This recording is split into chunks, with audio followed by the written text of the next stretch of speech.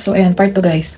Ayun nga, nakita ko may yung mga parents na pinapainom nila yung anak nila ng folinic acid. Tapos, sinearch ko kung anong klaseng folinic acid yun. So, yung pinapainom nila is drops. Pero may nakita rin ako mga parents na meron sila pinapainom na tablet. So, nung nag-search ako, out of stock yung drops na na folinic acid. So, yung isang parent na pinapainom niya yung anak niya ng tablet na yun muna yung binili ko kasi nga out of stock. So, ito yun guys. Ayan yan. Megafolinic bioactive form of folic acid. Yan. Megafolinic. Ayan. So, ito guys, kaya ako binivideo kasi gusto kong makita yung improvement ng anak ko. Papakita ko sila sa inyo ngayon. Itong video na to. Ganito sila. Ayan guys, ganyan sila. Mahilig sila maglatag-latag. Kaya yung daanan namin puro kumot, damit. Ayan, nilatag nila yan. And then, pag tinanong ko siya, what color is this, Osef? What color is this? White. Usually, alam naman talaga niya yung sagot dyan. Tinatamad lang yan sumagot. Ayan, ito naman si Johan. Pag kinausap mo, hindi talaga siya magsasalita. Titingnan ka lang niya. Pero yung eye contact niya, meron talaga siya ng eye contact. Hindi lang talaga siya sumasagot. Mama, papa, baby lang ang sinasabi niya. So, dito naman sa part na to, ayan, di ba? Kita mo may eye contact talaga siya. Alam din niya pag binivideo mo siya. Tapos, dito, pinapayagan ko pa siya mag-Milo niyan. Sila, nagmamilo sila, nagmi-milk, pero nalaman ko na pag umiinom pala ng folinic acid, hindi mo pwedeng sabayan ng mga dairy products or dairy foods na may dairy at dapat gluten-free. So, ngayon, nag-start na kami na dapat gluten-free lahat ng kinakain at walang dairy. Yan, kaya iwas muna sa ganyan. Kasi, mas hindi daw mag-e-effect yung gamot kapag may kasabay na ganyan. Tsaka mas nagiging aggressive daw sila and wala sila sa focus kapag ganyang laging may dairy yung kinakain nila at gluten. So, para mas maging sila, okay sila. So, sundin natin yung diet para sa kanila. So, kain lang sila mga pwede sa kanila, mga fruits, basta walang dairy and walang gluten. So, research na lang natin kung ano yung mga yon. Yan.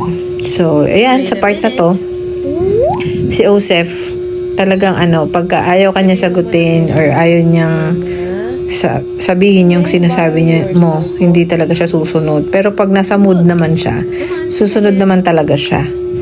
Ayan. Borrow, mama. Ganyan. Nagsasalita naman siya hindi lang siya nakikipag-usap. Non-conversive siya. Yan. So, ngayon, ayan pa. Okay naman sa akin yung niya, pero gusto ko syempre mas lalo pa siya mag-improve. Ayan. Nasasabi niya, fluent siya kumanta, fluent siya magsalita ng English, pero yung Tagalog medyo hirap siya.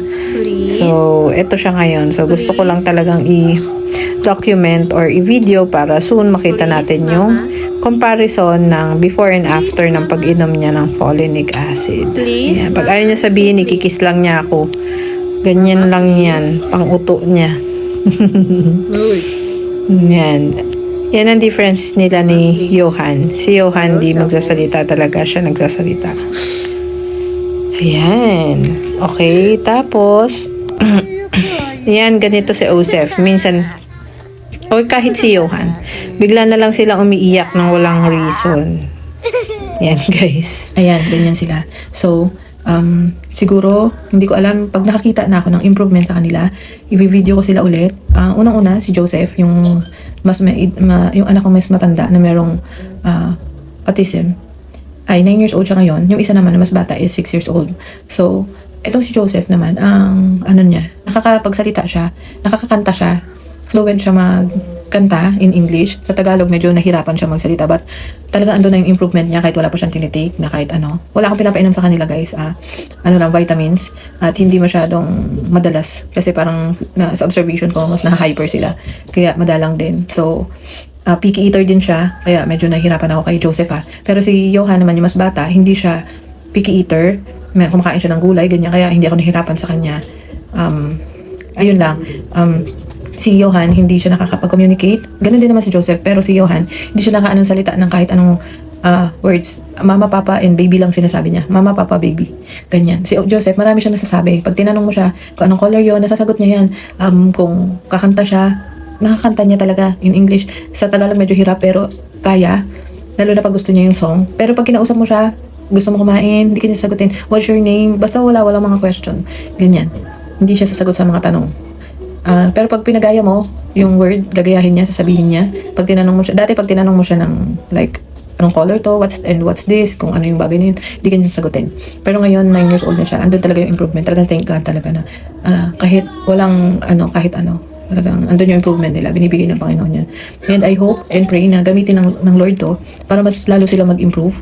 And gusto ko makita yung improvement nila. Gusto kong i-save or i-document itong journey na to nila na one day makikita ko yung improvement nila. So I also want to post someday na ito yung before and after na pag-take nila nitong gamot na to. And I believe talagang gumagawa ng ways ang Panginoon para sa atin, para sa kanila, para sa ating lahat. So, matagal ko man itong pinag-pray, siguro ilang taon baby pa sila, pero kung ngayon yung will ng Panginoon na ipakita lalo yung kanyang kapangyarihan, God has His own time. Kaya, kung ngayon yun, thank you Lord, di ba? Samahan niyo ako guys sa pag-pray na this will work, this will be effective, maging maganda yung effect sa kanila, and samahan niyo ako sa magiging journey nila, sa improvements nila. Naniniwala naman ako na talaga mag-improve sila. And si Johan, ayun nga guys pala, ma-share ko rin, yung nakikita kong videos ng mga moms dito sa platform na to, sa ibang bansa siya, hindi siya dito sa atin. So parang feeling ko lang, hindi ako sure, na parang wala pang masyadong ganitong gamot na to sa atin, yung folinic acid. Akala ko nga dati yung folinic acid isang brand lang, so parang nawala na naman ako ng pag-asa na makabili kasi yung dito sa atin na binibenta ang mahal. So, nung nakakita ako ng ma-orderan ko from other country, pero mas mura pa. Yun nga lang guys, ang mahal lang ng shipping fee. Syempre galing kasi siya ng ibang bansa. Maybe mas makakales ka kung marami na yung orderin mo. Kaso, ito pa lang kaya ng budget ko ngayon. So, ito muna. So, ayun guys, yung sinasabi ko, nakikita ko sa platform na to, ng mga parents, nagpo-post sila na pinatake nila yung anak nila after siguro mga 11 months of using this. I'm sorry, not this brand hindi ito Pero folinic acid din, yung drops, yung liquid ang sinasabi ko na tinitake nila. 11 months, parang andun na talaga yung kitang-kita ng improvement ng bata. Tapos yung isa naman, parang yung anak ko rin na panganay. Hindi mo siya makakausap, pero nagkasalita naman siya. Hindi siya, basta hindi mo siya makakausap. Tapos, yung after na video is nag-uusap na sila. Kaya grabe talaga. Tapos yung iba guys na gumagamit nito, siya nga pala, disclaimer, yung ibang gumagamit nito, may mga test sila na tinitake. Like yung mga frat test daw, yung mga ganyan. Yung mga test na yan, para makikita daw talaga nila kung nag-i-improve ba yung brain. Tapos yung before and after, kung ano status ng brain before, tapos yung after na mag-take siya nito kung nag-i-improve. So yung mga test na yun, medyo pricey talaga siya. Hindi talaga kaya ng budget namin. Malaking pera. Pero sa mga may kaya, so syempre kung ako may kaya rin ako, gagawin ko rin yun. So sa kanila, before sila mag-take nito, nag-take sila ng test na yun. So malalaman nila kung nag-i-improve talaga yung brain ng anak nila. Ayun, kung afford nyo yun, mas okay yun na mag-take kayo ng mga test na yun, mag-consult kayo sa doctor. Dahil, syempre, mas alam nila. Pero may mga parents din na katulad ko, na hindi naman nila kaya na take ng mga test na yun. Ayan guys, matatapos na naman tong video na to. Kaya, nag-try sila nito. Nag-try muna sila. So guys, ayan.